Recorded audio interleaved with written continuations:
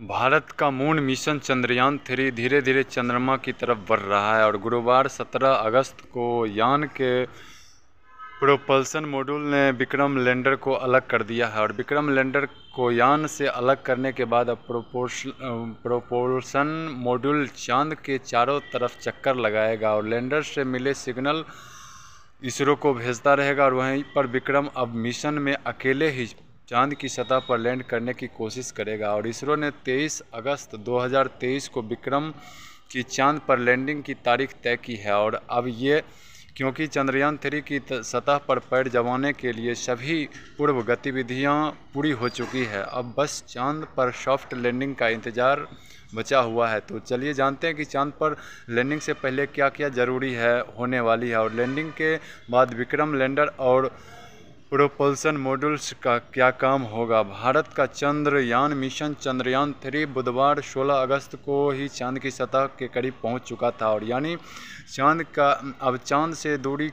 करीब 100 किलोमीटर की दूरी रह गई है। और अगले चरण के तहत 17 अगस्त यानी आज प्रोपल्सन मॉड्यूल्स ने रोवर सहित विक्रम लैंडर को अलग किया और विक्रम लैंडर अब अकेले ही चांद तक की यात्रा को पूरी कर रहा है। और आज की प्रक्रिया पूरी तरीके से साथ ही लैंडिंग के पूर्व सभी गतिविधियां पूरी कर चुकी है।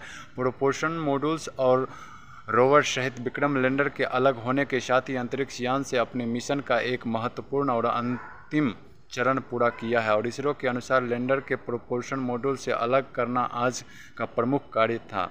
अब लैंडर चंद्रमा की सतह पर सॉफ्ट लैंडिंग के लिए एक स्वतंत्र यात्रा कर चुका है। और आगे क्या होगा? चंद्रयान-3 मिशन के आगामी चरणों में ऑनबोर्ड उपकरणों को सक्रिय करना और मान्य करना शामिल है, जिसमें से 3 महत्वपूर्ण वैज्ञानिक पेलोड शामिल हुए हैं। और इसमें से पहला चरण लैंडर को चंद्रयान से 100 गुना 100 किलोमीटर ऊपर एक गोलाकार कक्षा में स्थापित करना यह शामिल होना है। और इसके बाद जटिल प्रक्रिया के तहत लैंडर को चांद के और करीब लाया जाएगा और जिसमें से लैंडर की चांद की दूरी 100 गुना 30 किलोमीटर रह जाएगी। और यह चांद की वो कक्षा है जहां पर विक्रम लैंडर 23 अगस्त को लैंड करना शुरू करेगा। और इसरो ने इसके लिए अनुमानित समय 5:47 का अनुमान लगाया है। प्रोपल्सन मॉड्यूल्स का काम क्या होता है? आप सोच रहे होंगे कि विक्रम लैंडर तो चांद पर लैंडिंग करेगा, लेकिन प्रोपल्सन मॉड्यूल्स का काम क्या होगा? क्या वह चांद के वायुमंडल पर यूं ही उड़ता रहेगा?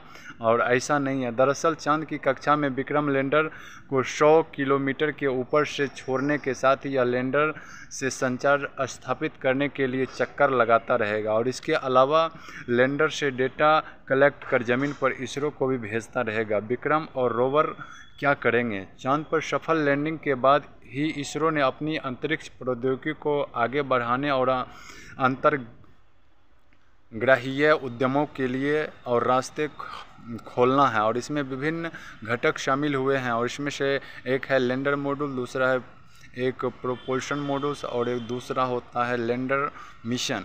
और विक्रम लैंडर का मुख्य उद्देश्य चांद पर सॉफ्ट लैंडिंग करना होता है, जिसमें रोवर की तैनाती आसान हो चुके हैं। वहीं पर रोवर घूमते हुए चंद्रमा की सतह पर महत्वपूर्ण इनसीट रासायनिक विश्लेषण करेगा। और लैंडर और रोवर चंद्रमा पर महत्वपूर्ण प्रयोग करने के लिए वैज्ञानिक पेलोड से लैस हैं। और आपको बता दें कि पृथ्वी पर 14 दिनों के बराबर चांद पर एक दिन होता है और एक दिन के वक्त चांद पर तापमान 127 डिग्री से भी ऊपर चला जाता है, जबकि छाया के वक्त चांद का तापमान 120 डिग्री तक पहुंच जाता है।